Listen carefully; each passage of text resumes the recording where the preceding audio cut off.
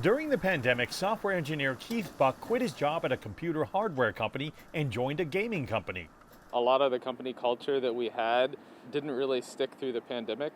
And so I ended up changing mostly because I didn't feel like it was the same sort of company that I joined.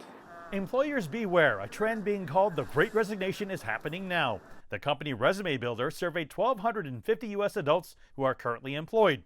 The results showed that 1 in 7 American workers plan to quit sometime between September and December.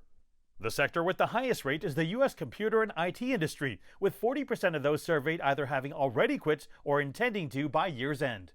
I think the pandemic has allowed people to take stock of where they are in the world, and that has led for essentially a number of breakups with people's current companies. Now, sometimes on the healthcare side, it's like, I can't live like this, right? Sometimes on the tech thing, it's like, I can live in the most ideal world, and this is how I'm going to create this ideal fantasy world. It used to be that the big tech companies like Google, Facebook, or Apple had all the power to attract or poach top tech talent, offering them high salaries and plenty of benefits like gourmet food on state-of-the-art campuses. But now many tech workers are either creating or joining startups that offer more flexibility. Google created a pay calculator for remote work, which I have been quoted as saying is a ridiculously bad idea and it's going to lead to all types of acrimony and animosity. But they're seeking control, back to have that control.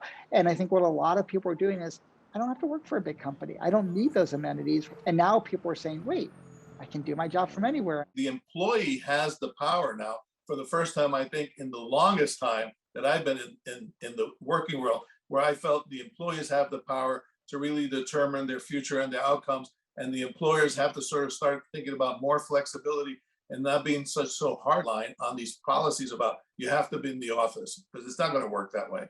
Bonilla's company Wiley surveyed more than 2,000 early career workers in tech and found something disturbing about the Great Resignation, a diversity deficit.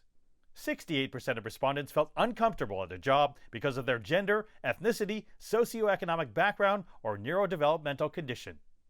50% say they've either already left or want to leave a tech job because the company culture made them uncomfortable.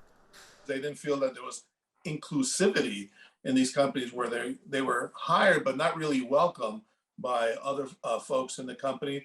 They also found that the company culture was really not resonating with them in terms of accepting them, having them be inclusive within the company, and hence many of them, were not comfortable in the roles, and many of them were considering leaving. Bonilla says surveys show if companies aren't willing to invest in an employee, they're going to go find somebody else who will.